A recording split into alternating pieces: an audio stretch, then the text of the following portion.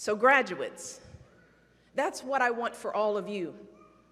I want you all to stay true to the most real, most sincere, most authentic parts of yourselves. I want you to ask those basic questions. Who do you want to be? What inspires you? How do you want to give back?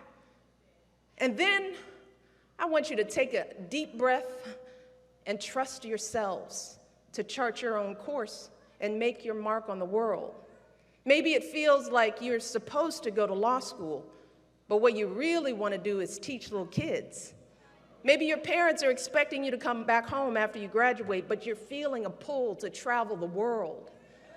I want you to listen to those thoughts. I want you to act with both your mind, but also your heart.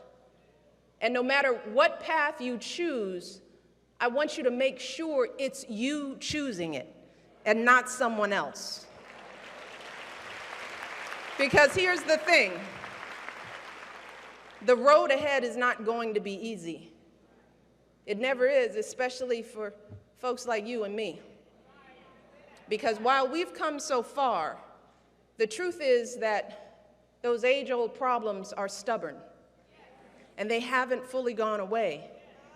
So there will be times, just like for those airmen, when you feel like folks look right past you, or they see just a fraction of who you really are.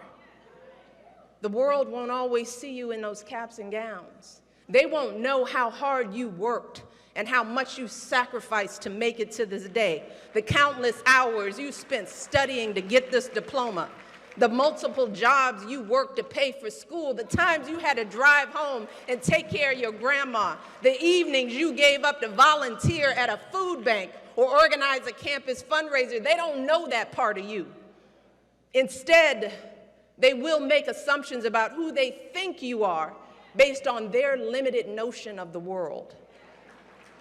And my husband and I know how frustrating that experience can be. We've both felt the sting of those daily slights throughout our entire lives. The folks who crossed the street in fear of their safety, the clerks who kept a close eye on us in all those department stores, the people at formal events who assumed we were the help, and those who have questioned our intelligence, our honesty, even our love of this country. And I know that these little indignities are obviously nothing compared to what folks across the country are dealing with every single day. Those nagging worries that you're going to get stopped or pulled over for absolutely no reason.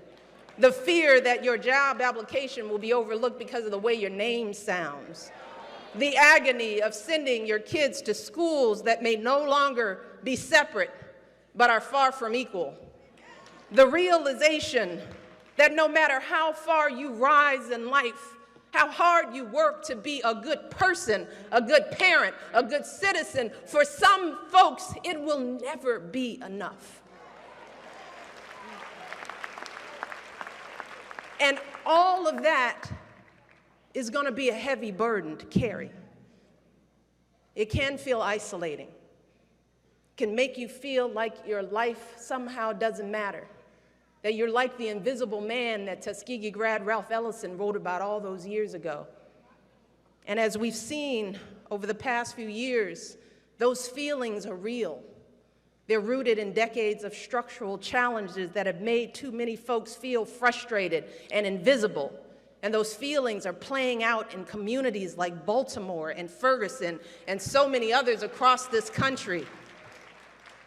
But graduates, today, I want to be very clear that those feelings are not an excuse to just throw up our hands and give up. Not an excuse. They are not an excuse to lose hope.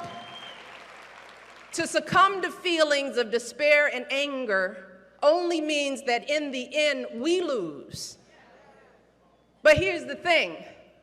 Our history provides us with a better story. A better blueprint for how we can win.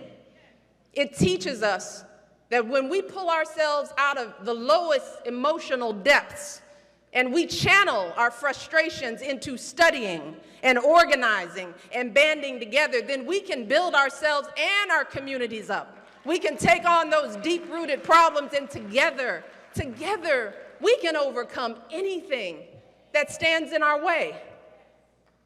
And the first thing we have to do is vote.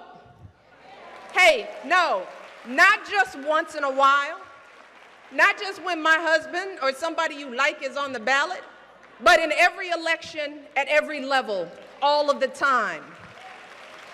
Because here's the truth. If you want to have a say in your community, if you truly want the power to control your own destiny, then you've got to be involved. You've got to be at the table.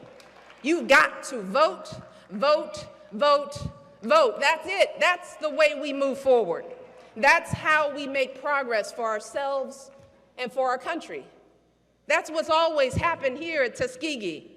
Think about those students who made bricks with their bare hands.